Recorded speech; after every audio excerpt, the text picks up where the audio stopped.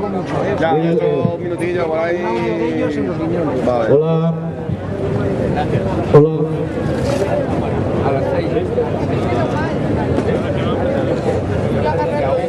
Bueno, afortunadamente no llueve, que ya es algo.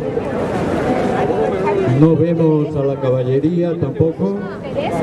No hay tanques, hay cámaras. Muy bien. Venga, ven para acá. Teresa, venga.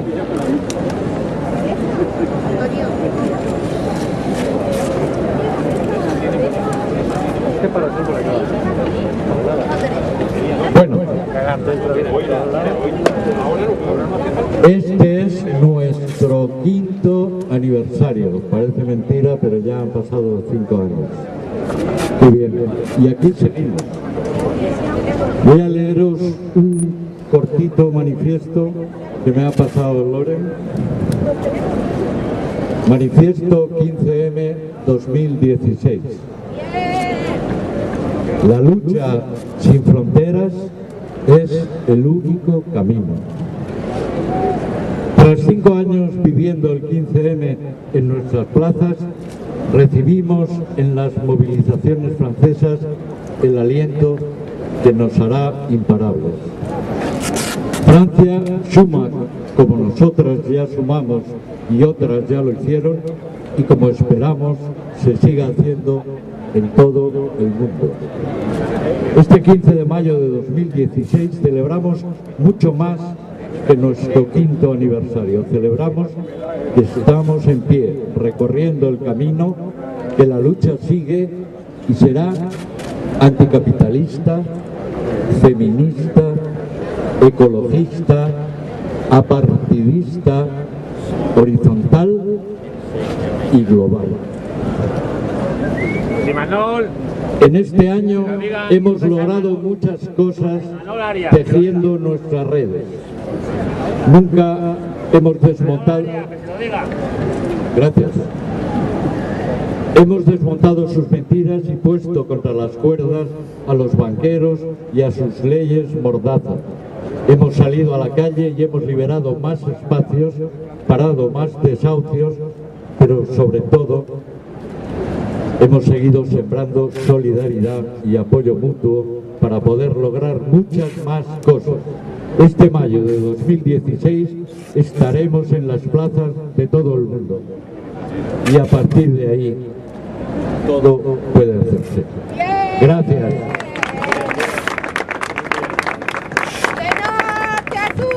De este a oeste, la lucha sigue, cueste lo que cueste. Bueno, aquí como veis tenemos un teatrillo con mis compañeros de Economía Sol y bueno, os vamos a ir contando a través de toda la mañana varias cositas que son por un lado explicativas, por otro divertidas y son cortitas.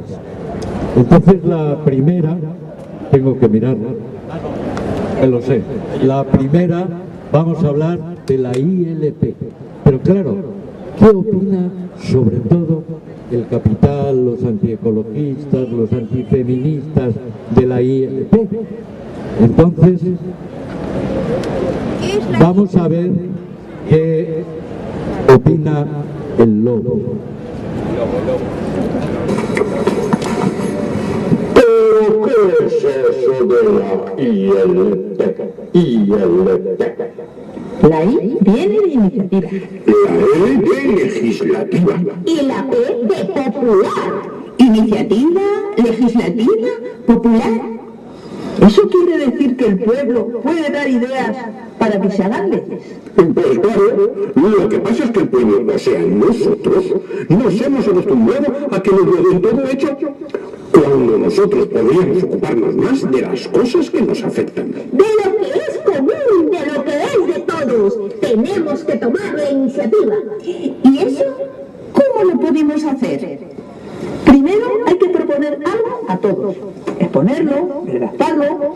Se recogen firmas, se llevan al Parlamento, los parlamentarios le dan la forma preceptiva y se somete a referéndum. Y se podría proponer ILPs sobre todas las cosas. derechos humanos. ¿Y si esa ILP saliera aprobada, se convertiría en ley? ¡Sí! ¡Y sería vinculante! ¡Oye! Pues es un buen método de participación. Podríamos aplicarlo a ayuntamientos, comunidades...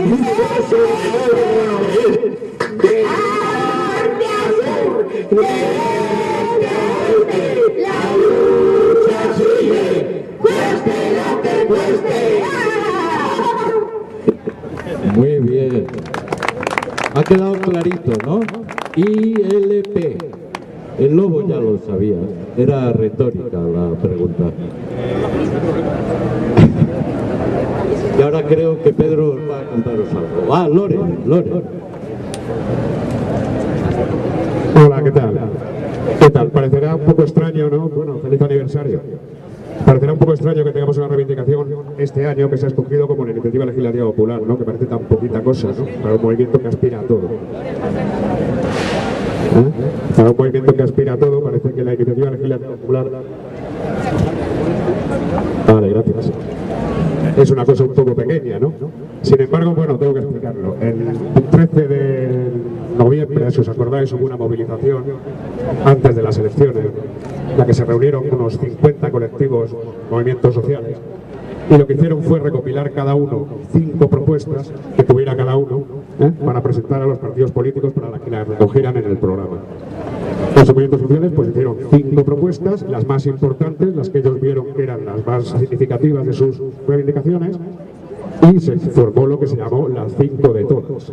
No sé si lo recordáis, cada una decía pues la PAH, por ejemplo, la PA decía pues la dación en pago, todas las 5 reivindicaciones que teníamos importantes.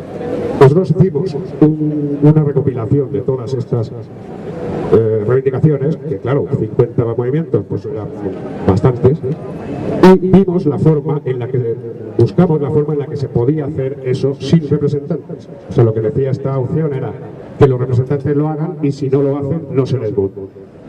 Nosotros vimos todas estas opciones. Vale, gracias por asesoramiento. Muy bien.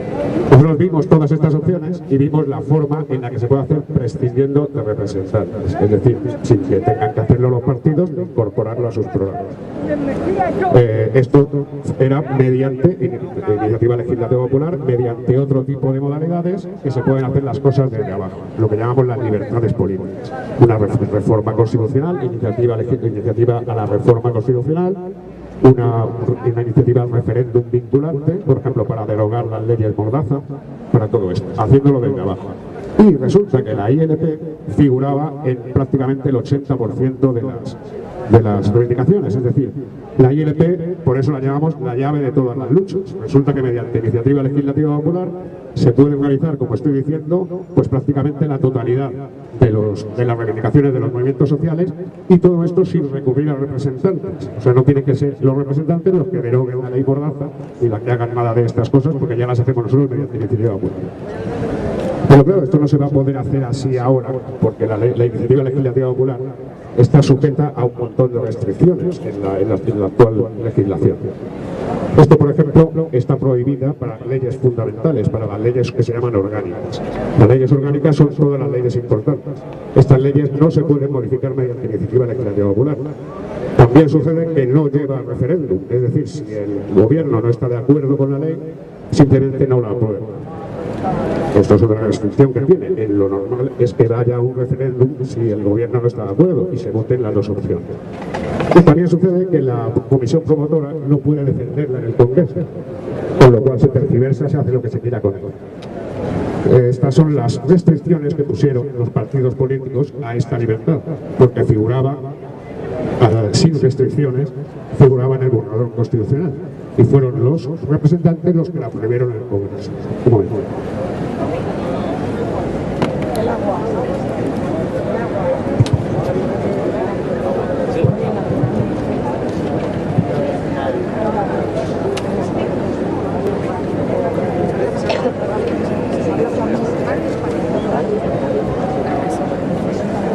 Estaba diciendo que fueron los representantes los que prohibieron estas libertades que estaban en el borrador constitucional y las prohibieron en comisiones parlamentarias.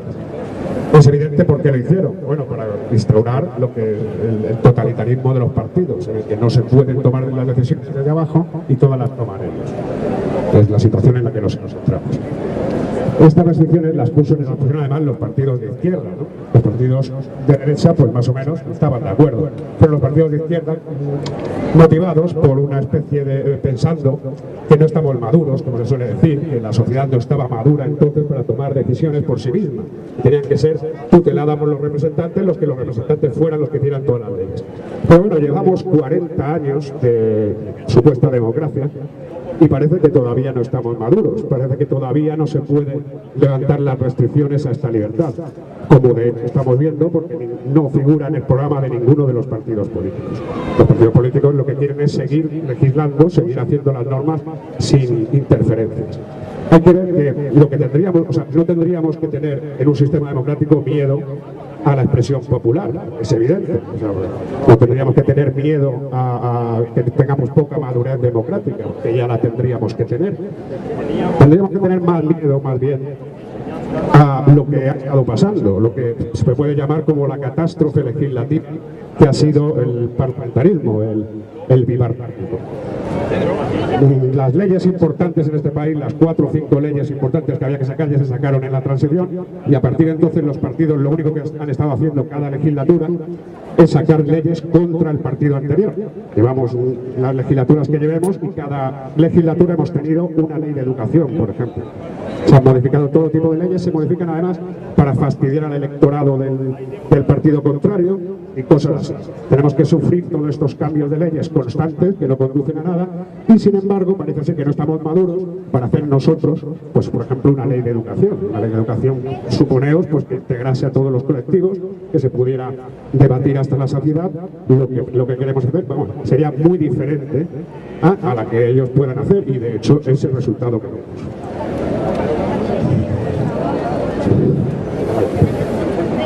Un momento. Repite.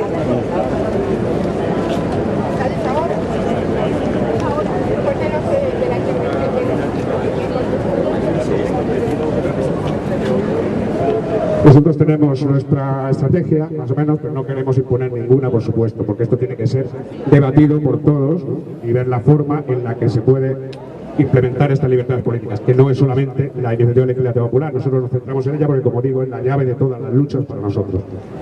Pero hay otras libertades que también son muy necesarias, como la reforma constitucional desde abajo, mediante iniciativa legislativa, o la iniciativa al referéndum vinculante, que también se prohibieron. Bien, pues esto es una cosa que además nosotros tenemos nuestras opciones, nuestras formas en las que se podría cambiar, una opción de reforma constitucional, pero no hace falta, porque ya hay una reforma constitucional ya en el Congreso que partió de un grupo de Asturias. Lo que hicieron fue una petición colectiva precisamente para reformar la Constitución, una reforma constitucional para volver al borrador constitucional en este sentido de las libertades políticas. Entonces esta reforma fue asumida por el Parlamento asturiano y la presentó al Parlamento español. Es decir, está ahora mismo en el Congreso para ser debatida por la próxima legislatura.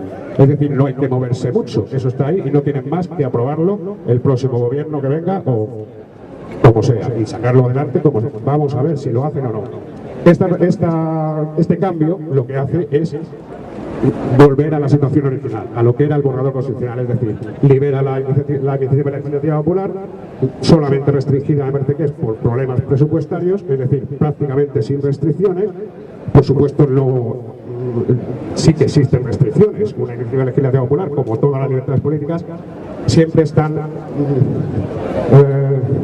restringidas pues por el respeto a los derechos humanos, evidentemente, y los tratados internacionales. Es decir, no es un cajón sin fondo, están además restringidas en presupuesto. En su presupuesto deben estar restringidas porque si no, pues serían un instrumento de las multinacionales para imponer sus puntos de vista. Como digo, levanta las presiones a la iniciativa legislativa popular, también legisla el referéndum vinculante para que se pueda hacer mediante iniciativa popular y también la reforma constitucional. La reforma constitucional mediante iniciativa popular. Es decir, podríamos reformar la Constitución o hacer una nueva nosotros. Trabajo aquí en las plazas, hablando, debatiendo entre nosotros y sacaríamos una nueva Constitución, se votaría por supuesto un referéndum y sería la nueva Constitución. Esta es la forma que nosotros creemos que es la que nosotros tenemos que seguir. Porque bueno, solicitar las cosas a los de arriba, pues como decía, pues sin las 5 nuevos votos y tal, pues ya vemos el resultado. El resultado es que una vez tras otra no se cumplen, no se hacen las cosas que queremos hacer las personas. Las tenemos que hacer nosotros para que se cumplan. Esto es un problema que no es solamente de España, es bastante grande porque bueno, afecta a prácticamente todos los países. De hecho, ahora que se están levantando en Francia, una de las cosas que están reivindicando es una reforma constitucional. Ellos quieren hacer una reforma constitucional de Navarra. Eso también allí está prohibido. Está prohibida la iniciativa popular a la reforma constitucional. Es decir, tenemos que invitar a que esto se universalice. O sea, y en todos los países existan estas herramientas para que podamos tomar las decisiones desde abajo. Bueno, muchas gracias a todos, ya he terminado y eso, la lucha sin fronteras es el único camino y por la ILP sin restricciones, la llave de todas las luchas.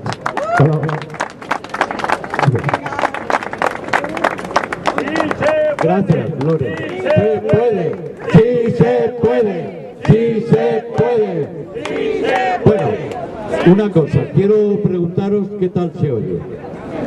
¿Se oye bien? ¿Se oye bien por ahí atrás? Bueno, le tengo que pedir a los oradores que no se acerquen tanto al micrófono cuando le ponen pasión, ¿eh? Que hagan como los cantantes, alejen un poquito el micrófono. Bueno, después de Loren, me dice Óscar que pare, pero completamente, o... Óscar. Un par de minutos, vale. Es que el técnico de sonido... Pasar el micro a la gente para que dijera cada uno una... Venga, ¿queréis decir algo a alguien? Mientras Óscar se pone... Venga tú, que lo has pedido. Feliz 15M a todos y la lucha continúa. ¿Alguien quiere decir algo? Solo quería decir. ¿Te has dado cuenta que has pedido palabra para todos, para los dos? Venga, hombre, por favor. Cortito. Cortito. La mayoría debemos de votar a aquellos que defiendan al pueblo y no de palabras, en hechos. ¿Por qué? Porque esos que dijeron que iban a dar un cambio hacia la sociedad, lo único que han hecho hacernos el mayor daño a la sociedad. Es más, nos han empeñado, nos han incluso asesinado a mucha gente, porque para mí los suicidios no son suicidios, son asesinatos. Como aquel que dice lo contrario a lo que ellos dicen. ¿Por qué? Porque aquellos que se han suicidado han perdido hasta la esperanza en todo y no confiar incluso en muchos políticos que incluso a lo mejor son buenos y grandes oradores y grandes para cambiar este país, que hoy por hoy no se confía en ellos por el PP, el antiguo PSOE, UCD, Alianza Popular y un sinfín de gandules que han traído aquí la desesperación a muchas familias. Les han quitado el trabajo, les han empeñado, incluso quitándoles todo. Todavía siguen en una deuda a sabiendas que no pueden pagar. Incluso esperan que venga un mínimo. Venga. Claro que se puede. Se puede y se debe luchar contra la tiranía de los gobiernos actuales y anteriores.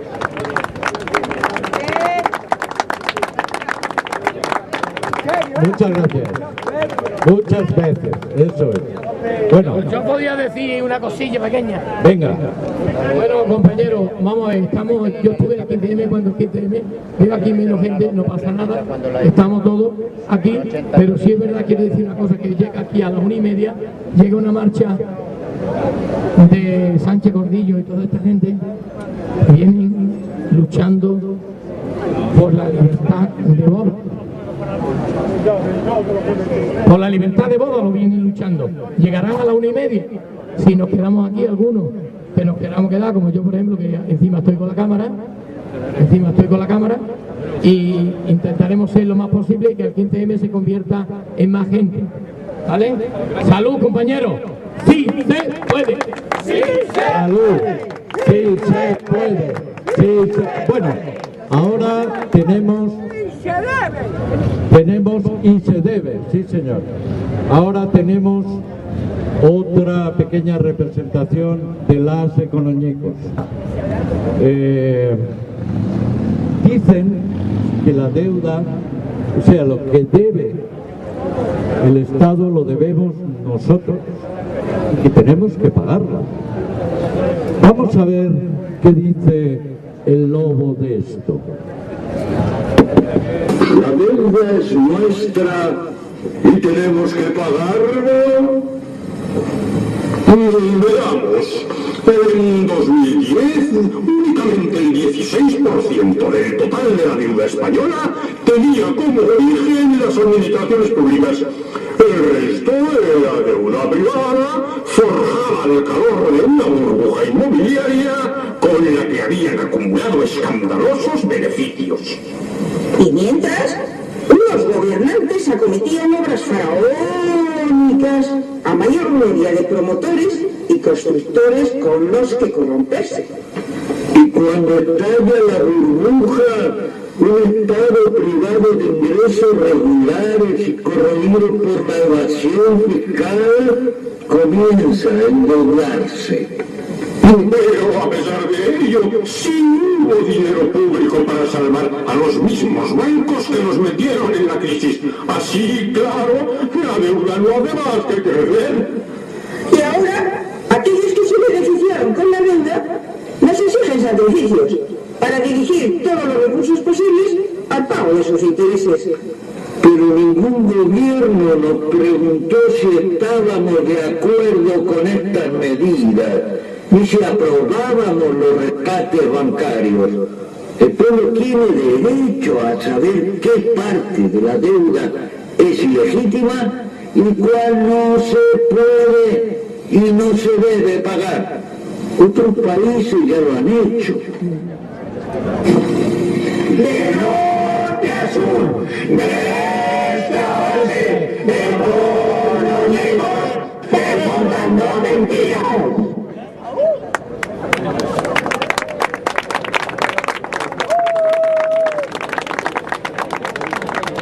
Bueno, ahora va a hablarnos Stop Spolio.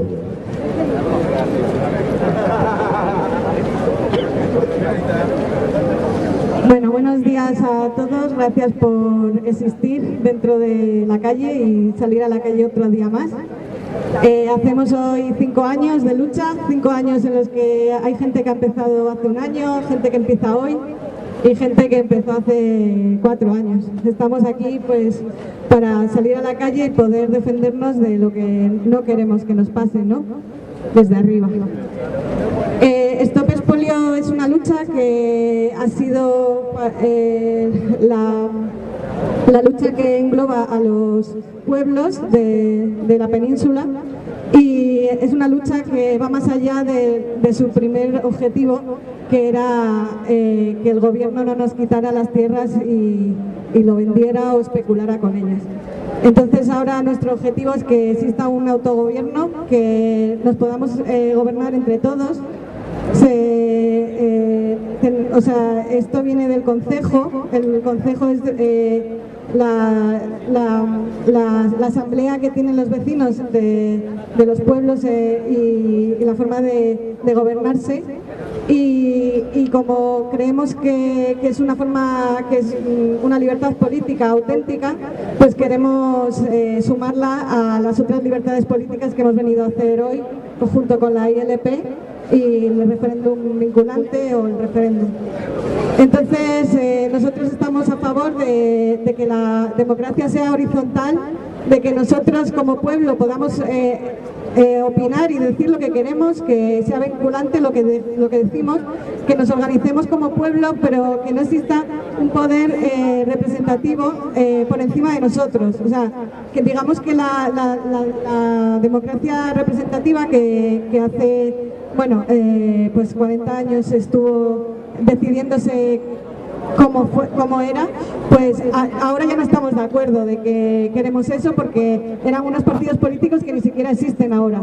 Y nos impusieron pues jefes de gobierno sin querer, o sea, sin poder opinarlo, y nos impusieron pues unos partidos políticos de la mano de personas que más que estar ahí para ayudar, parece que están ahí para entorpecer a la ciudadanía.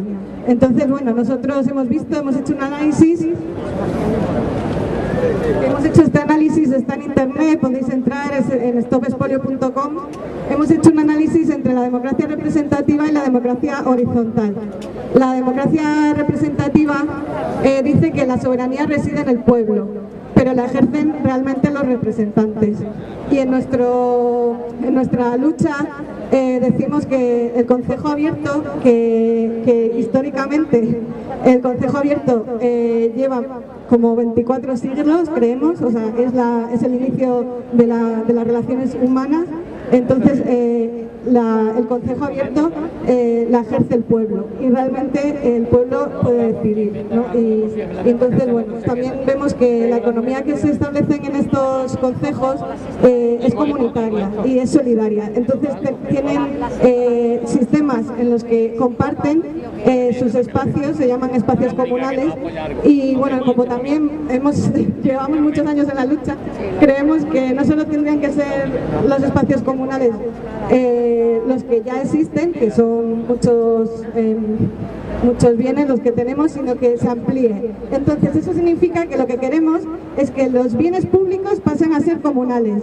También queremos que se haga un stock de todos los bienes públicos que existen actualmente, de herencias que por ejemplo reciben de las personas, o todos los bienes que existan, que nos lo enseñen en una lista, y que a partir de ahí nosotros podamos decidir si queremos utilizarlo, no que lo gestionen ellos.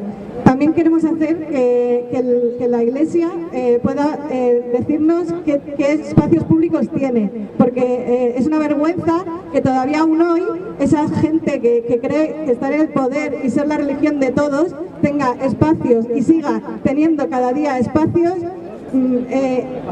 ampliándose su largo patrimonio para nada, o sea, para gente que no hace nada, que nos quitan las casas, nos quitan las tierras, nos quitan todo para nada, para no hacer nada, y encima quitarnos el dinero con sus impuestos. La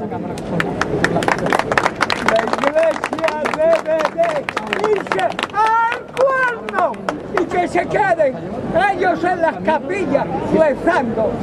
¿Por qué? Porque los templos de que dicen de Dios, para mí no son de Dios. Reivindicamos y proponemos un consejo social permanente en la plaza. Venir a la plaza. Agradezco a nuestro linaje ancestral por establecer el Consejo y la Asamblea como forma de organización social. Ellos están presentes en nuestra sangre.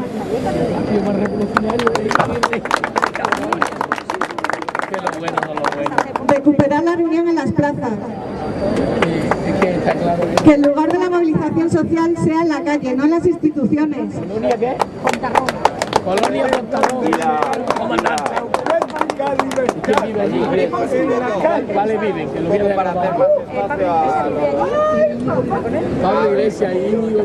Tenemos mecanismos existentes ya donde la participación ciudadana existe. Por ejemplo, es en las AMPAs, donde los padres en comunidad, en asamblea, deciden lo que quieren. También tenemos las comunidades de regantes, tenemos los concejos, las juntas vecinales.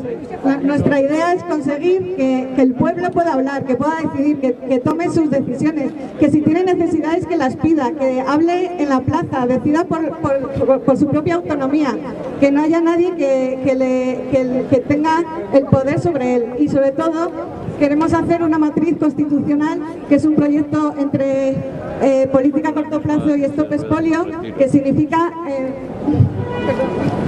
Vi una bolsa, no sé de quién era. Yo le iba a decir que para ponerla debajo de la... ¡Sí se puede! ¡Sí se puede! ¡Sí se puede! ¡Sí se puede!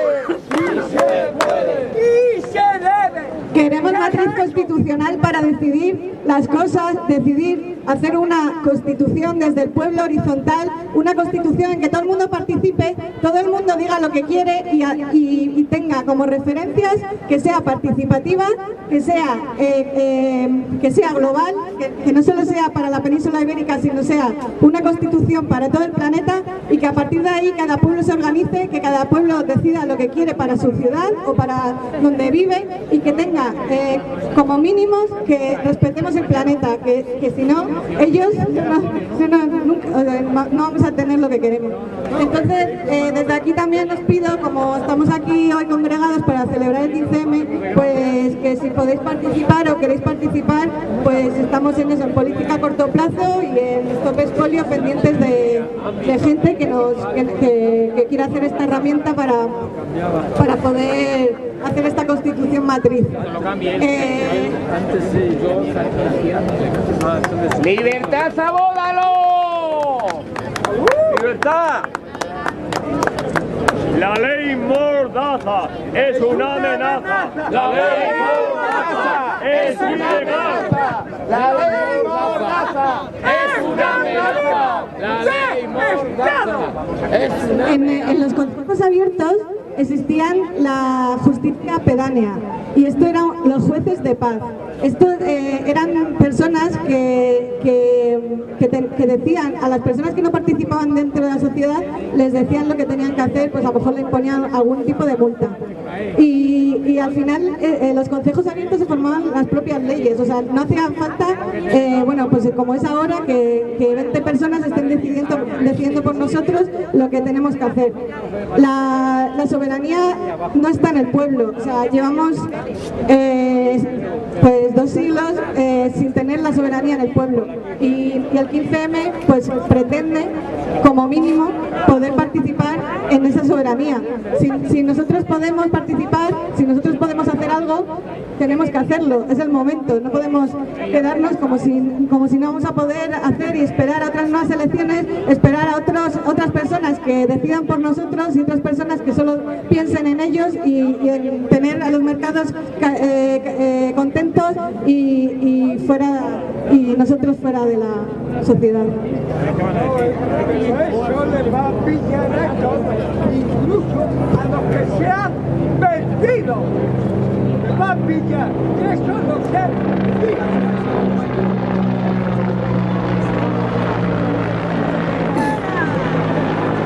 Bueno, pues entonces eso, hemos venido para proteger nuestro patrimonio, nuestros bienes, hacer que nosotros podamos participar. No queremos poder representativo, queremos democracia horizontal, queremos referéndums, queremos ILPs, queremos poder empoderarnos más que poder y queremos que entre nosotros podamos hacer que esta sociedad avance y evolucione. Muchas gracias, Stop Desahucios. Quiere hablar Teresa. Bueno, simplemente quería decir que estoy encantada que una compañera del 15M hable de los consejos abiertos rurales y del mundo rural. El mundo rural lo están expoliando precisamente para que caiga en manos del fracking y para que caiga en manos de los monsantos que nos envenenan. Entonces, hay que apoyar los consejos abiertos, que es una de las instituciones más antiguas y mejor gestionadas del mundo, porque no hay derecho a que cayendo en manos de las multinacionales esos campos, al agricultor y al que nos provee de alimentos le paguen a 15 céntimos 15 kilos de zanahorias y nos los vendan a nosotros a 3 euros. Apoyemos el mundo rural y sus instituciones seculares como los consejos vecinales abiertos. Porque llegarán mandadas con el cambio climático y podremos prescindir de los videojuegos, pero no de los tomates ni del agua, que deben gestionarse comunalmente. Bien. Sí se puede, sí se puede, sí se puede. Bueno, el problema es que nos dicen que no hay trabajo. Ah, ¿no? No hay trabajo. Dicen, ¿cuántos estáis parados de los que estáis aquí? ¿Qué les interesa a ellos? Todos tenéis curro, joder. Vaya reunión de privilegiados. ¡Qué barbaridad! No me lo creo.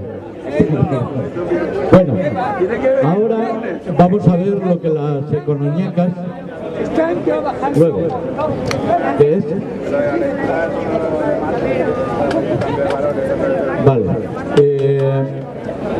me toca el terrible papel de moderar, ¿me entendéis, verdad? A mí me gustaría que habláramos todos, pero para que vaya fluido vamos a tratar de ir repartiendo todo esto. Ahora estábamos hablando del trabajo, a ver, lo que tienen que decir los economíacas de esto del trabajo, porque el lobo asegura que no hay trabajo. ¿No hay trabajo? ¿Cómo que no hay trabajo? Hay miles de cosas que hacer. Necesitamos más médicos, Y maestros, investigadores. cuidadores y otros servicios públicos. Hay también muchas necesidades materiales que satisfacer en las zonas más empobrecidas del planeta. Hay que considerar trabajo todo lo que hacemos los humanos para satisfacer nuestras necesidades reales. Y hay una actividad importantísima, el cuidado de las cosas y las personas. Lo que no hay es trabajo asalariado si este depende de que lo promueva quien solo piensa en su beneficio. Y a esos patronos les interesa que haya mucho paro para tener así un ejército de reserva. Y que los trabajadores se encuentren presionados a rebajar sus salarios y a renunciar a sus derechos. Y si la ciencia y la tecnología permiten producir mucho más con menos personas, lo lógico es repartir ese trabajo. No se puede defender una sociedad en la que unos sufren jornadas extenuantes que no les permiten conciliarlas con su vida personal, mientras otros sufren las consecuencias del paro. Por eso, hoy debería haber ya una jornada de 25 horas. De norte a sur, de este a oeste, de económicos, desmontando mentiras. Bien, 25 horas, qué interesante. Creo que alguien va a hablar de esto, pero la verdad es que estamos tan bien organizados que ni siquiera sé quién es. Manolo, el propio Manolo. Venga, adelante.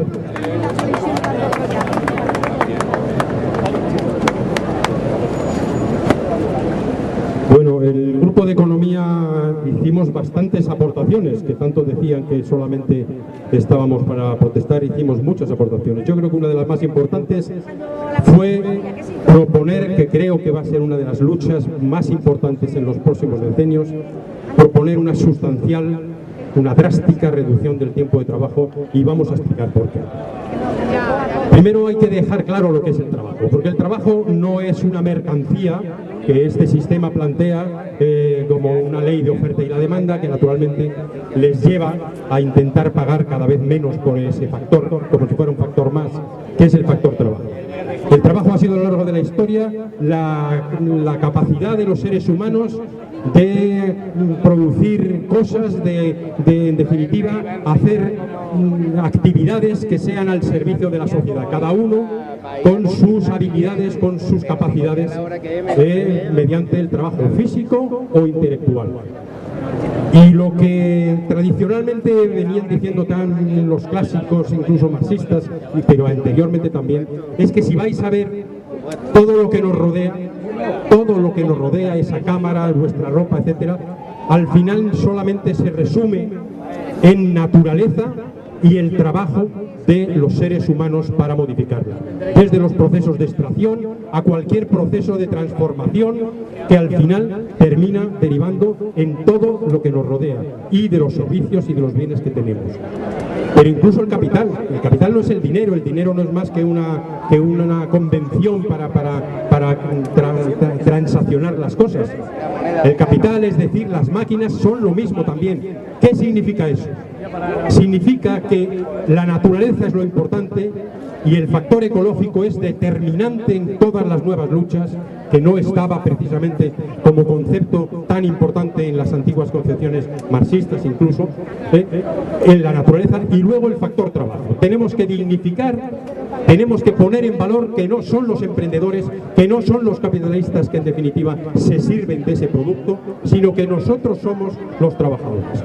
Y no porque el trabajo sea un bien escaso, porque hay muchas cosas que hacer, porque hay mucho que atender, porque hay mucho que salvar en definitiva de la naturaleza, porque hay muchas actividades todavía que son necesarias y que se abandonan porque precisamente el trabajo solamente está sometido a la ley del mercado y solamente actúa, por tanto, el capitalista allí donde va a tener beneficio. Y hay cantidad de actividades que no tienen beneficio y que son tanto o más importantes para los seres humanos.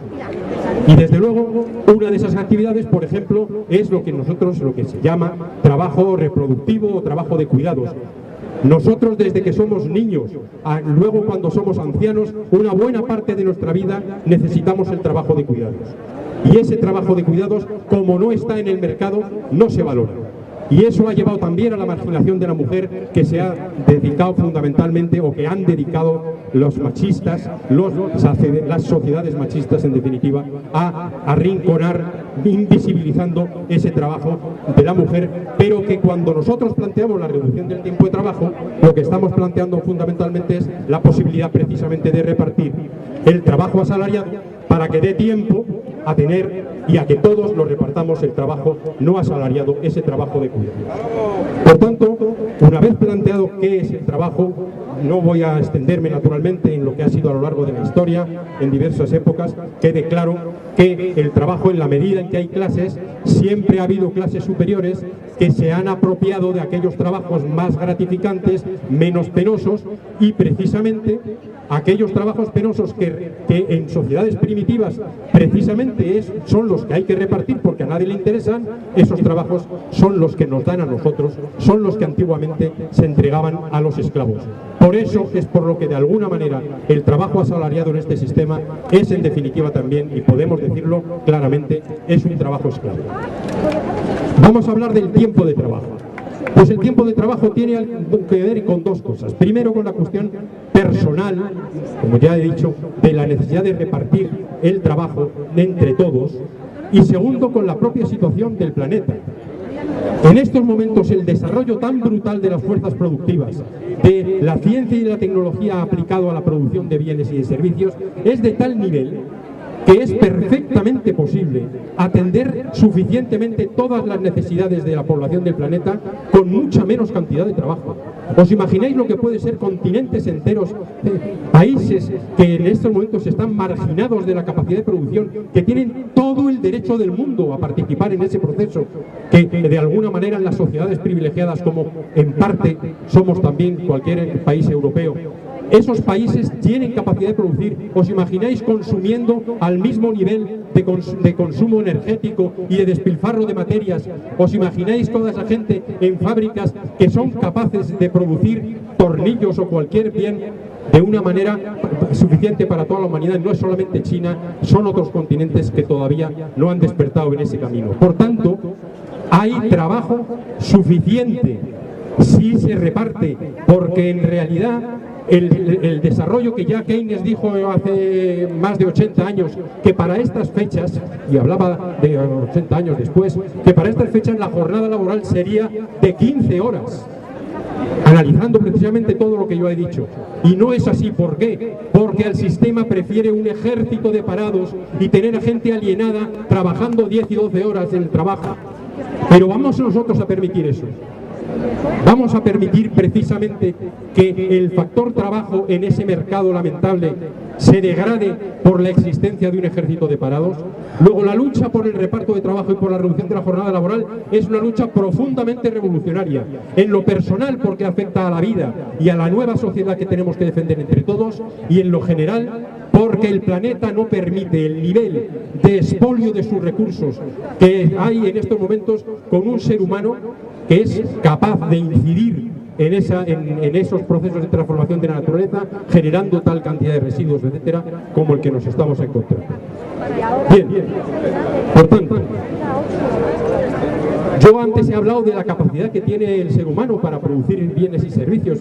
No hay que poner ejemplos, todos los podéis tener en la cabeza. La diferencia entre 100 jornaleros segando o un señor en una máquina haciendo ese trabajo o cualquier otra actividad. Pero no solamente eso, es que en la realidad el sistema capitalista hoy, para preferir mantener un trabajo esclavo y mal remunerado, está despilfarrando recursos, despilfarrando incluso la propia tecnología, que muchas veces se emplea en cuestiones absolutamente banales y que no se emplea, aunque se está empleando, no se está empleando suficientemente en mejorar las condiciones de trabajo y de vida de la gente. Sabéis también lo que significa, y habréis oído hablar de eso, lo que significa ¿cómo se llama eso? La obsolescencia programada. Es decir, que para mantener una sociedad de consumo, con los riesgos que todo eso lleva, como he explicado antes, se producen bienes pensados para no durar, para poder mantener esa alienación cultural que significa el consumo. El consumo, compañeros y compañeras, es la ideología fundamental. El consumo y la competencia. Esos dos factores son la esencia de la ideología del sistema que nos arrastra. Por tanto, nosotros proponemos efectivamente que se produzca ese reparto entre las tareas de todos los seres humanos, ese reparto de un trabajo que podríamos tener, ¿para qué? Para el ocio, para el amor, para la participación política, para todo, que prefieren en cualquier caso tenernos encerrados en una fábrica y luego salir para consumir para trabajar. Incluso algunos que se plantean modificar la sociedad con criterios keynesianos dicen: no, vamos a subir los salarios para que así la gente consume más y al consumir más hay más empleo. Esa dinámica tiene un fin. Tenemos que cambiar también el modo de entender la sociedad, el modo de entender nuestra vida. Si no, esto no tiene salida. Y hay mucha gente que no lo va a entender. Va a entender lo del corto plazo, lo de eso de que más salario para más consumo, para que eso determine trabajo, ¿para qué? Para más salario, para más consumo. Tenemos que romper eso de alguna manera. La reducción drástica del tiempo de trabajo es determinante. Y nosotros hacemos una propuesta que no quiere ser la lucha cotidiana que han tenido los trabajadores toda la vida. Está muy reciente, el 1 de mayo, que conmemora precisamente una gran lucha de los trabajadores por reducir la jornada. Tendremos que hacer luchas de ese mismo tipo. Y nosotros lo que planteamos es una reducción drástica para poner en evidencia que no es solamente la hora que vayamos ganando de nuestra libertad y contra la explotación, sino que hay que hacer una reducción global en la que participen los poderes públicos mediante incentivos. Y hay una serie de medidas, las tenemos estudiadas, están colgadas en la página web donde están las propuestas de Economía Sol y son posibles. Lo único que hay que cambiar es el poder. Y el poder se cambia desde abajo y teniendo acceso al propio poder para hacer leyes que impidan la sobreexplotación que en estos momentos se está produciendo. Compañeros y compañeras, reduzcamos el tiempo de trabajo, batallemos en realidad por nuestra propia liberación y para adelante, que el 15M ha sido un ejemplo y en estos momentos tenemos que extender esa lucha a todos los que están también en luchas electorales y de todo tipo. ¡Sí se puede! ¡Sí se puede! ¡Luchar contra eso! ¡Gandules! El 15M sigue. ¡Gandules!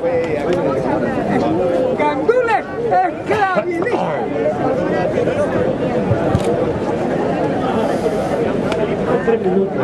Bueno, yo me llamo Antonio Virtú Casado, soy niño de la guerra, soy del 15M. Antes de nacer el 15M nosotros ya estábamos en Sol. El 15M se practicaba en Sol, venía a hacer discursos, a practicarlo. Yo ahora soy de Podemos, me he hecho de Podemos, soy del círculo de Leganés y yo pido el voto para Podemos. No, aquí no es que son partidistas. Bueno, una cosa, este es partidista y otra es este es antipartidista. Esto es antipartidista. Pero como yo no lo soy... Apartidista. Bueno, yo soy apartidista. Muchas gracias, compañero. Muchas gracias. Aquí no somos antipartidistas, por supuesto. Somos apartidistas. Somos inclusivos teniendo en cuenta quién se quiere incluir, claro. Explican lo que es apartidismo. No voy a explicar eso. Luchar contra la tiranía y Bueno. y tenemos que estar todos. Mira, os sugiero una cosa, pedirle a Ana turno de palabra y al final hablamos y hacemos un debate. Pero queríamos que esto tuviera una cierta fluidez y si tú me preguntas estaría encantado en contestarte, porque además no es difícil. Pero es que luego otro me va a preguntar otra cosa, entonces rompemos el ritmo. Lo dejamos para el final, ¿os parece? ¿Para el final? Vale, entonces ahora vamos a hablar de los bancos. Los bancos. ¿Son solventes los bancos? Vamos a ver qué dice el lobo. ¿Los bancos son solventes? No. Depende de la confianza de los impositores, de que no quieran sacar sus depósitos a la vez. Por tanto, están basados en la confianza de su solvencia. Cualquier número o campaña de desprestigio puede hundir a una entidad. Para minimizar esto, algunos bancos pueden colaborar para garantizarse entre sí la liquidez necesaria. También se establecen por los poderes públicos normas como el Fondo de Garantía de Depósitos, que reduce el miedo de los depositantes. Y por eso es tan grave que hoy no exista ese fondo, porque el gobierno lo ha gastado para facilitar a los bancos la compra de las cajas. Todo lo anterior es insuficiente, sobre todo si los banqueros, en su ambición por la competencia, se saltan todas las prudencias, prestando más de lo permitido y con un alto riesgo de morosidad. Si en última instancia la necesidad de respaldo es alta, recurren al Estado, como ahora está ocurriendo. Entonces, si nosotros los pagamos y los respaldamos, pues que los bancos sean nuestros. ¡Bravo! De norte a sur, de este a oeste, económicos, desfundando mentiras. Bueno, ahora va a hablar alguien que no sé quién es. Bueno, venga. Hola, buenos días. Bueno, yo me voy a salir un poquito del tema que se está tratando y demás. Soy de lo que es la comisión de 15JAC, que somos los que llevamos todo el tema de los servidores, donde está tomada la plaza, etcétera, etcétera. Bueno, porque ya sabéis que una de las herramientas que tenemos pues son todo el tema de la comunicación digital. El tema es el siguiente, lo que vengo a contaros. Por una parte, bueno, pues ahora mismo somos muy pocos y deberíamos de ser más porque el trabajo que hay que hacer en esta parte es mucho. Es decir, pues os animamos a que si tenéis conocimientos de informática, o sabéis de gente que tenga conocimientos de informática, pues que colabore con nosotros. Y la otra cosa que vengo, pues es más o menos lo que hacemos todos los años. Hay los servidores, pues en alquiler, a una empresa, etcétera, etcétera, y claro, todo eso hay que pagarlo. Entonces, pues vamos a pasar ahora una cajita para que cada uno buenamente colabore con lo que pueda. También aparte, si os metéis en la página de 15JAC, que es la de 15JAC.tomalaplaza.net, hay una pestaña que pone bote. Ahí viene un número de cuenta donde se puede colaborar y aparte está toda la contabilidad detallada, donde se puede ver que es ingresado por pagar, o sea, no nos quedamos con nada, evidentemente. Y nada más, simplemente pues decir lo que estamos diciendo, que sí se puede y la lucha es el único camino. Muy bien. Bueno, vamos un poco pillados de tiempo porque estamos esperando a la marea. Ahora vamos a hablar del TCJ. ¿Qué será el TCJ? Vamos a preguntarle al lobo. ¿Estás ahí?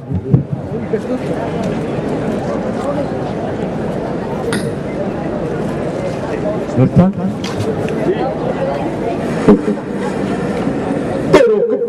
¿Qué es eso de meter a los banqueros en la cárcel? Solo faltaría. Pues claro que sí. Es que los banqueros no son como todos los demás. Y si roban, pues eso, a la cárcel como cualquier otro. Y roban mucho, no creas. Por eso, el TCJ les ha metido una querella criminal. ¿El TCJ? ¿Y qué es eso del TCJ? El Tribunal Ciudadano de Justicia, una asamblea del 15M. ¿Y de qué va esa querella? Demandan a los gestores por estafar al banco. Porque los gestores no son los dueños de los bancos, son los accionistas. Y luego toca rescatarlos también con el dinero de todos nosotros. Sí, fíjate, un banquero tan conocido como Botín solo tenía el 1,5% de las acciones del Santander. ¿Y cómo nos estafaban? Pues con las tasaciones se pasaba en cantidad. Sí, sus tasadores decían que los pisos valían mucho más de lo que valían. Y los banqueros concedían sistemáticamente préstamos hipotecarios sobre esas cantidades, engordando así sus comisiones, bonos y salarios millonarios. Y generando un gran riesgo para el banco y una burbuja para todos nosotros. Las casas cada vez valían más y los préstamos cada vez eran más grandes. Hasta que la gente no pudo pagar. Eso es. Cuando vino la crisis, se vio que el valor de las casas era muchísimo menor y aquella estafa sistemática nos afectó a todos. Bueno, a los de siempre. Y aún intentaron vender esas hipotecas a otros. Y eso ya fue el acabose. ¡Norte a sur! ¡Desde oeste! ¡La lucha sigue! ¡Cueste lo que cueste! Ahora Pedro nos va a hablar... ¿Pero qué es eso de meter a los bancos?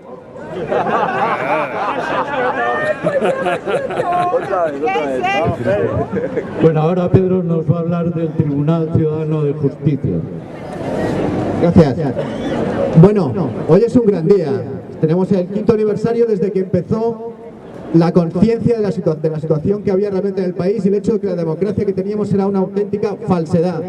El día en que nos dimos cuenta de que teníamos que construirlos nosotros mismos y que nadie más lo podía hacer.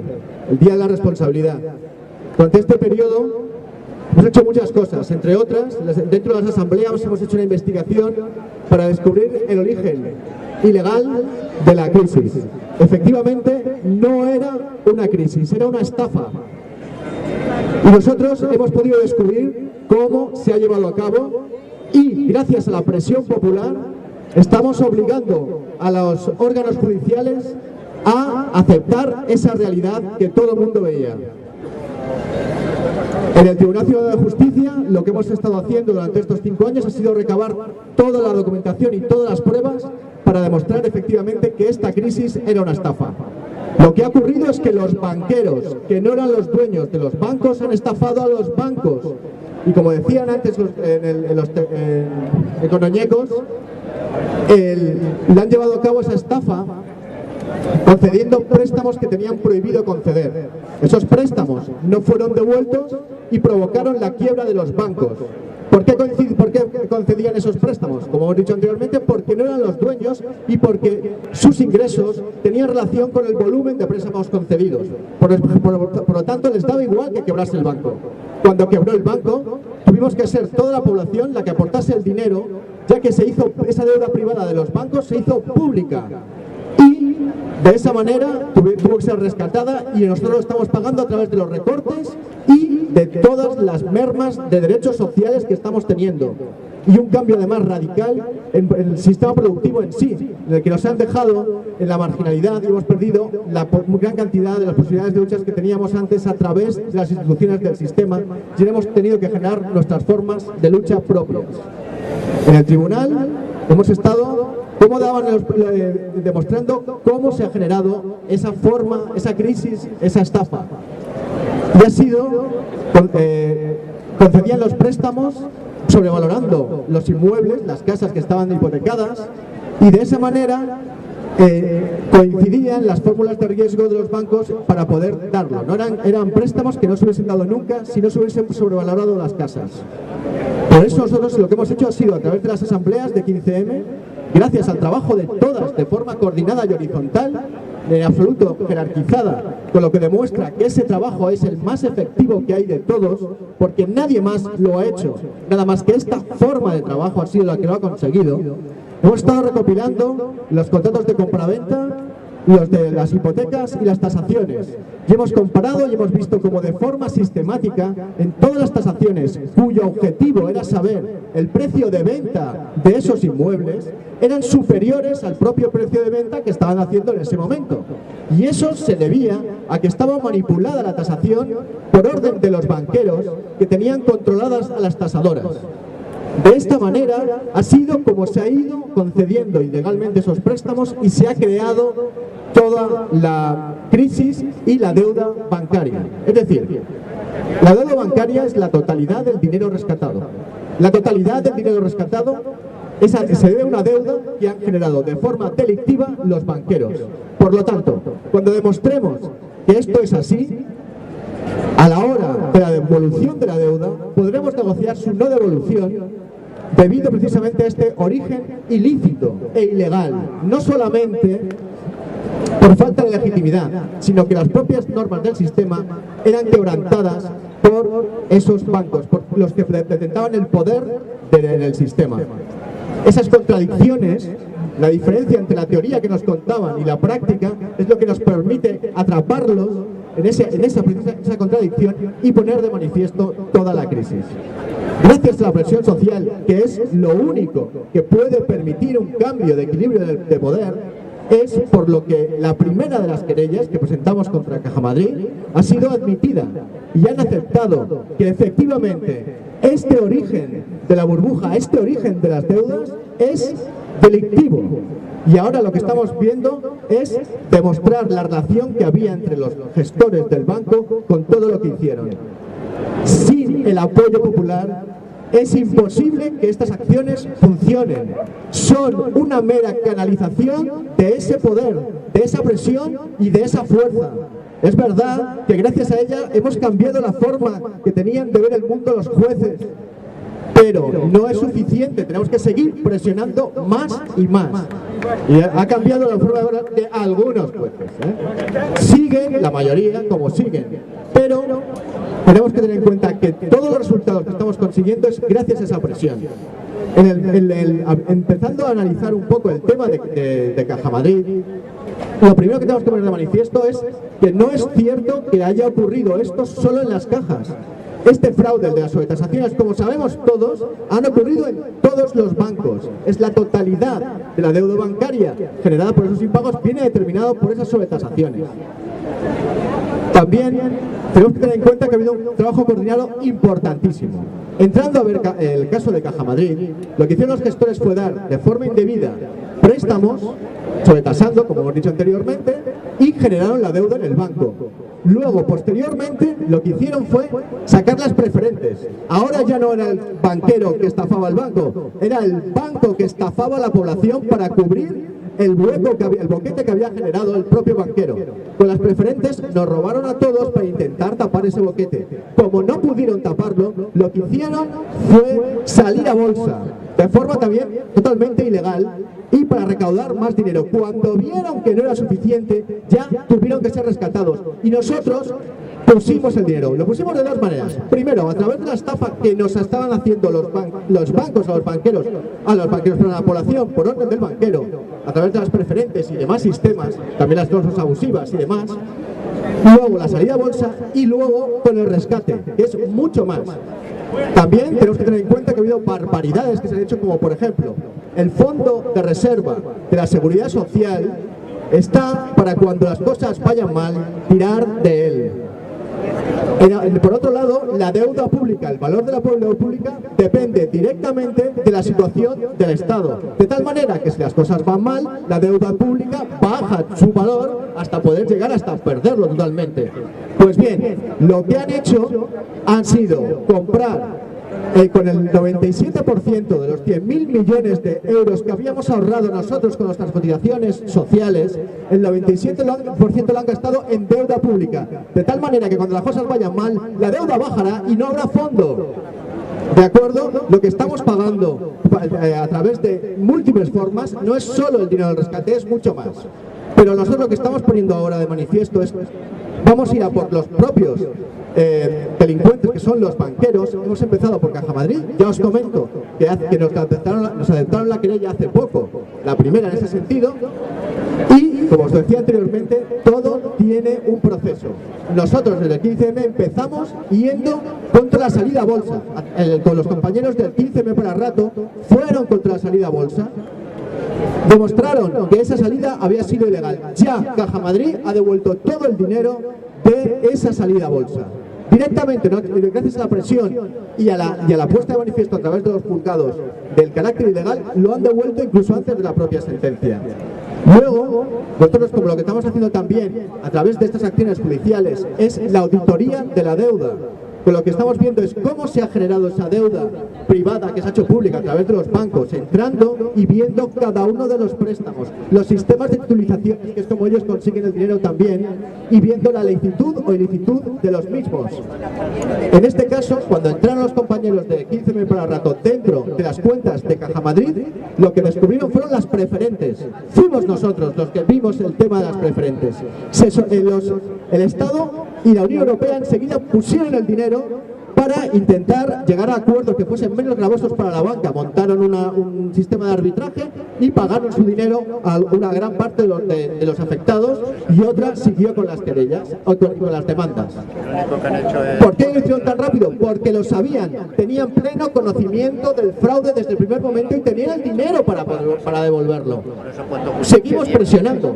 Una vez que se puso de manifiesto esa parte y ese comportamiento, es cuando entra la querella del Tribunal Ciudadano de Justicia y pone de manifiesto que la deuda principal, cómo se ha generado a través de las sobretasaciones.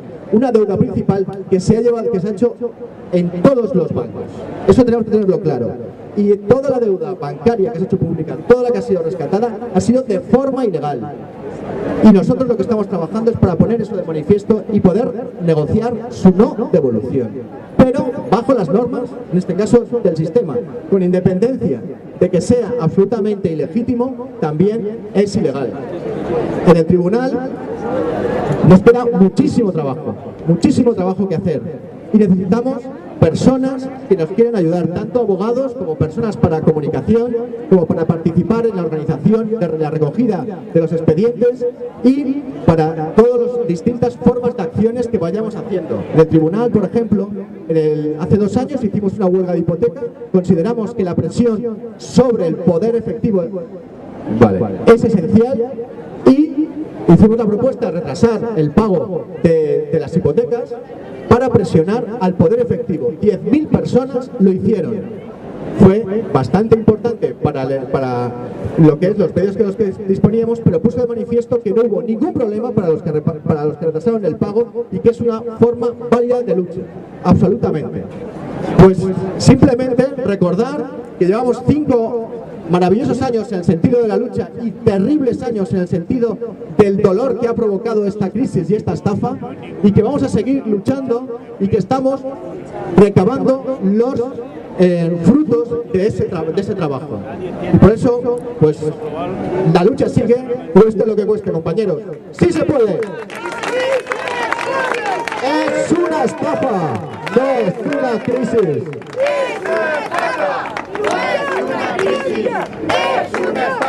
Bueno, no es una crisis, es una estafa. Bueno, creo que está acercándose la mano que estábamos esperando. Os rogaré cuando lleguen que os abráis un poco para que se puedan instalar aquí, porque ellos también quieren hablar. Ahora que nos da tiempo, dicen que la gestión privada, qué cara que tienen, dicen que la gestión privada es mejor que la gestión pública. Vamos a ver qué dice el lobo. ¿Es mejor la gestión privada que la pública? No. La gestión puede hacerse con mayor eficacia y buen uso de los fondos desde una gestión pública transparente, con control y participación democrática, claro. Igual que toda actividad pública, los servicios públicos, lejos de ser un negocio, son una garantía de la vida, con unos mínimos de seguridad, igualdad y dignidad para todos los ciudadanos. Los gobernantes pagados por el empresario dicen buscan el ahorro. Pero ni siquiera eso se consigue, porque para garantizar el beneficio empresarial se escatima el gasto tanto en recursos humanos como materiales. O sea, degradando el servicio. Hay cientos de ejemplos. La gestión privada de lo público es la antesala de la privatización total. Es una vergüenza que quien se presente a las elecciones para gestionar lo público luego diga que no sabe y entregue a sus amigos privados esa gestión. De norte a sur, de este a oeste, de coloniegos, desmontando mentiras.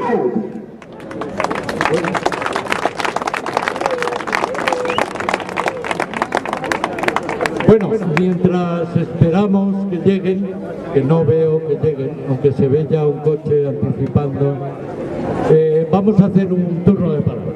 Venga, ¿alguien quiere decir algo? Me lo decís a mí el turno y ahora mismo quería hablar José Luis, que está en el puente, oye, perdón, el puente, en la fuente. José Luis.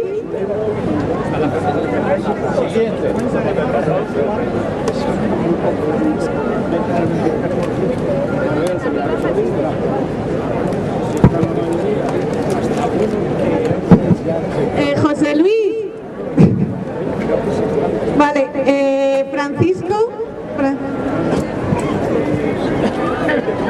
Bueno, yo nada más quería hacer referencia a un tema más global, que es que no lo olvidemos, que es el imperialismo, ¿no? Ahora mismo parece que un premio Nobel de la Paz quiere volver, ¿no?, a hacer un capitalismo más suave, más domesticado, más pacífico, pero es un engaño.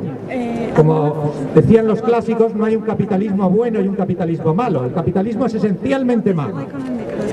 Ahora mismo la línea, mucha gente se sorprende por el Trump, por determinados políticos que salen a la palestra de derechas, ¿no?, que la gente se asusta.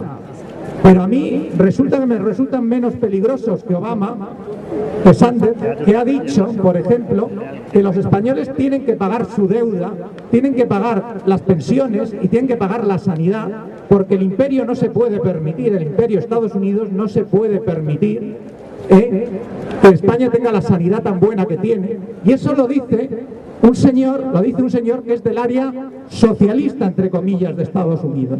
Creo que este tema no lo debemos de olvidar, ni debemos de olvidarnos de lo que estamos tratando, de lo que yo estoy tratando. Creo que es un tema de una gravedad enorme. Y un tipo de ese tipo que presume de liberal, porque no hay que olvidar que aquí en España no vamos a poder subir los salarios ni nada de nada, porque la deuda, Bruselas nos quiere proponer una deuda de un 3%, y no se puede con esa deuda, que incluye los salarios, la bajada de salarios, etcétera, etcétera, no se puede hacer una subida de salarios ni cambiar la situación del capitalismo. Quiero decir que con todo esto no se sabe lo que es peor ahora mismo en las elecciones norteamericanas. Si el tigre, si el animal que es grosero, grotesco, pero que lo estamos viendo, que es el Partido Republicano, que además tenía un sistema de ataque que era mucho más simple, originaba guerras en determinadas zonas quirúrgicas, quiero decir, Afganistán, Irán, etcétera, etcétera, que eran centrales. Sí. Bueno, que este tipo que está lanzando la insidia, descabezando las políticas sudamericanas, etcétera, etcétera. Quiero recordar todo esto, nada más. ¿O no hay alternativas al sistema? Vamos a ver. Óscar, ¿estamos? No. Bueno. Entonces hay alternativas al sistema y está en nosotros, lo que acaba de decir Roberto. Somos apartidistas porque cada uno puede votar lo que quiera o no votar. También el no voto es una alternativa activa, no de dejadez, sino de posibilidad. Todo esto lo estoy diciendo como se nota mucho para tener el espacio mientras se preparan los economicas. Óscar, ¿cómo vamos? No vamos. Bueno, se acerca por un lado la Mani, vamos a dejarle sitio. Vamos a ir abriéndonos, por favor. Vamos a ir abriéndonos, quedaros las cámaras donde estáis. Vamos a ir abriéndonos. También. No solo. Ya no. Podéis. Yo te presento, porque llevamos un par de horas aquí. El esfuerzo y al haber iniciado lo que se llama la indignación, que nosotros somos fruto de ello. Seguidamente vamos a dar de servicios públicos de nuevo, por favor. Y vamos a dar también la oportunidad que se expresen los servicios que están actualmente en conflicto y esperemos que como una fiesta más consigamos defender la sanidad pública. Muchas gracias a 15 años. De salud puso fin al entramado de mutuas, cooperativas y grupos sanitarios que dejaban fuera en ese momento a más de 8 millones de españoles. Hasta entonces, la sanidad había estado ligada a la cotización de la seguridad social. Era el modelo de aseguramiento, no era un derecho. Por eso pedimos que sea declarado como un derecho universal y que quede ligada a unos impuestos que todos pagamos de forma directa e indirecta en nuestro consumo habitual al cubrir necesidades tan prioritarias como es la comida, el agua y cualquier cosa que compremos. La misma ley dejaba diseñada la organización por niveles existenciales, creando a su vez la red de atención primaria. Asimismo, estableció la segunda. Asimismo, dejaba diseñada. Esto había solventado de una férrea voluntad política en favor de un estado de progreso realmente solidario y con la armonización de esta misma ley. La ley de salud pública, que es lo que nosotros queremos y demandamos. Salud pública.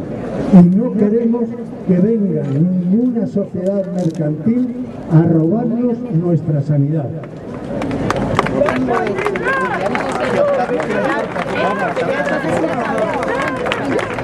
5 años después, en el 91, hubo una enorme preocupación en Europa para saber si era rentable este servicio público. Así se preparó el informe Abril, que no se puso en vigor y del que aún percibimos residuos. Luego vino la ley 1597, que con una frase permite la entrada de las empresas en el espacio sin servicios públicos. Por último, a continuación el cambio del artículo 135 de la Constitución, y se nos echó encima el Real Decreto 16/2012, con engaños, opacidades de toda índole, que ha venido a cambiar el sistema de sanidad pública como derecho para volverla a convertir en sanidad por aseguramiento. Contra tan impresionante violencia antidemocrática es contra la que seguimos luchando y manifestándonos cada mes, además de practicar otras acciones de desacato a esta irresponsable política neoliberal, austericida y que sigue avanzando más y más, siguiendo el catecismo neoliberal. Ese que quiere solo mercado, todo para el mercado, ese que se regula a sí mismo y que ha creado el camino para que llegue a ser el sustituto del Estado. ¡La sanidad privada es nada! ¡Así de claro! 2 meses antes del cambio constitucional se priorizó el pago de la deuda privada a costa de derechos garantizados por los servicios públicos. Nacía el 15M con una ciudadanía harta de mentiras, y de intransigentes acciones políticas, dictada desde fuera y que hacía doblar la rodilla a los dos gobiernos que se sucedieron aquellos días. Nadie sospechaba aquel 15 de mayo de 2011 sobre la alta traición del cambio constitucional.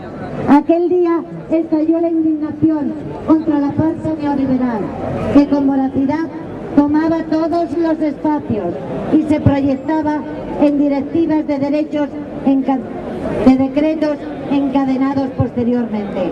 Ese día se inició aquí mismo lo que pronto se llamó Movimiento 15M, el de los indignados, recopilador y expansor de corrientes anteriores que habían ido avanzando lentamente, y se extendió a más de 80 lugares del Estado.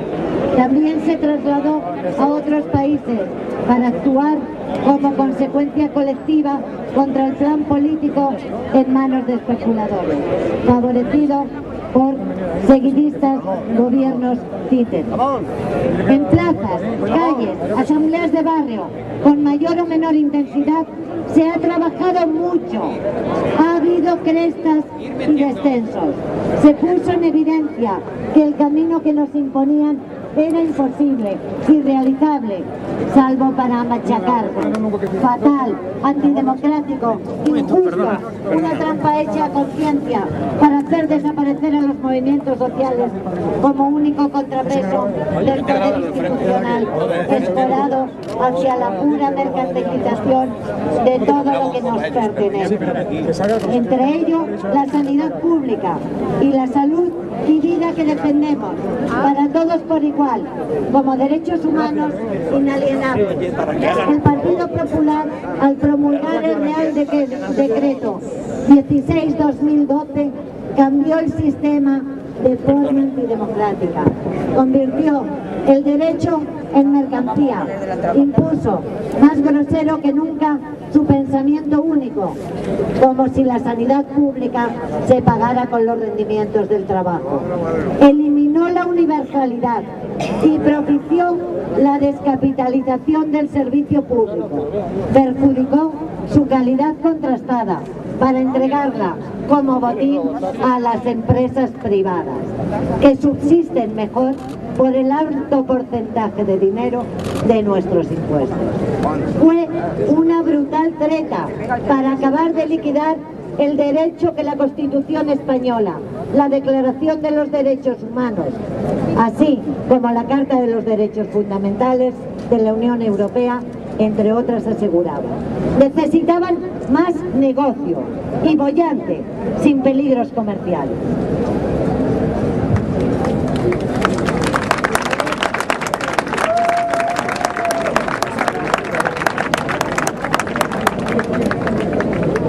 La Mesa en Defensa de la Sanidad Pública de Madrid, Marea Blanca, que participa en todos los espacios transversales de lucha contra este modelo depredador de derechos y destructor de la democracia, que forma parte de la Red Europea contra la Privatización y Comercialización de la Salud y de la Protección Social. Ha denunciado con indignación y con enorme ira, con exigencia y persistencia, cada uno de los ademanes que siguen practicando porque mantienen la fuga de millones de euros para derivaciones, concesiones y pruebas externas, con nuestro dinero, trabajado para pagar una sanidad pública de calidad para todas las personas. Están nutriendo fondos de inversión en el mayor oscurantismo. Se hacen pruebas fuera del espacio público y se forra a millones a inversores privados, agazapados y al acecho, mientras han ocultado las listas de espera al por mayor y entregado nuestros datos más privados de forma ilícita a entidades con ánimo de lucro. Se ha liquidado más de 8.000 puestos de trabajo sanitario y se están explotando con todo tipo de argucias, presiones, acosos y otras fórmulas a la gran mayoría de los trabajadores sanitarios que aún permanecen sujetando este servicio público fundamental, mientras otros miles han tenido que marcharse fuera para sobrevivir. El Partido Popular de Cristina Cifuentes miente, nos engaña, nos estafa. Hace muy pocos días una cirujana hizo público en un medio que todos conocidos que había firmado 5 contratos en 7 meses. Venimos denunciando cómo numerosísimos profesionales sanitarios no tienen ninguna seguridad en sus puestos. Son eventuales o interinos ad mortem. Se les contrata en secuencias impermisibles para un servicio público de tanta trascendencia. Una verdadera vergüenza.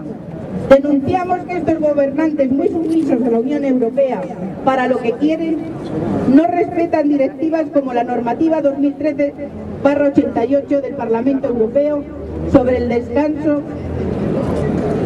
que legisla para profesionales y ponen en peligro su salud y nuestra seguridad, sobre todo cuando tienen que actuar en acciones médicas de riesgo que deben atender, obligados a trabajar a destajo sin respeto a un descanso.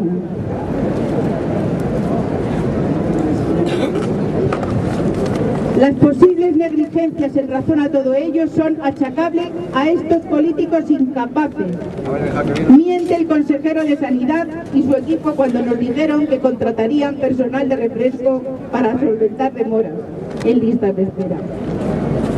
En la Comunidad de Madrid se han sacado adelante durante estos meses de legislatura 69 propuestas no de ley que aparte de la oposición. Eso no basta, porque no son vinculantes y quienes detentan ese gobierno en precario siguen alineados con los lobbies, como lo está el gobierno en funciones y donde dije digo, digo Diego, y aquí no pasa nada. Exigimos la puesta a disposición de toda la ciudadanía los contratos de concesiones de hospitales, de las derivaciones y los que negocian a espaldas nuestras y que están explosionando nuestra sanidad pública sin nuestro control. Exigimos que las propuestas no de ley sean leyes.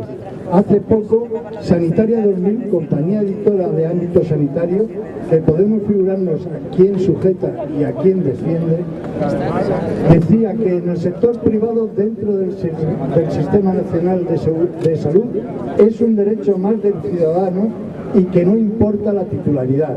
Mentira, mentira y mentira. Vaya de vergüenza de la liquidación por derribo de nuestros bienes comunes por sus intereses y sus corruptelas.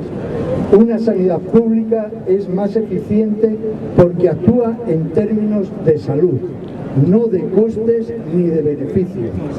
Este gobierno actúa así porque también es cómplice de ese plan trazado para que ahora vengan a hacerse totalmente con ella grandes inversores blindados por los tratados de libre comercio que estamos denunciando, CETA, TTIP o TISA, que entre otras cosas van a facilitar la liberación de nuestra sanidad pública y uno de los objetivos más deseados por los lobbies que especulan a costa de la salud y la vida de las personas. Hoy, junto con el resto de denuncias, ensartamos dentro del Mayo Global y de la Nuit debout la necesidad de luchar todos unidos contra la descomposición de la esencia democrática europea, para parar en seco el ritmo acelerado del modelo neoliberal, de capital salvaje efectuado sin taquígrafos, con obscurantismo y con la ayuda de políticos corruptos como estos que se están presentando en nuestro Parlamento. Avisamos de que contra ello la población civil europea se está rearmando en este ámbito para que la sanidad pública está muy en peligro y tenemos que defenderla. En 2012 la Mesa Marea Blanca adquirió un compromiso con la ciudadanía de denuncias, resistiendo y exigiendo. Hemos demostrado que tenemos palabra, que cumplimos y no hemos dado ni un paso atrás. A ella seguimos estando todas invitadas. La lucha continúa y no podemos perder el tren contra esos intocables que se han visto amenazados por todo lo que ellos hemos ido descubriendo.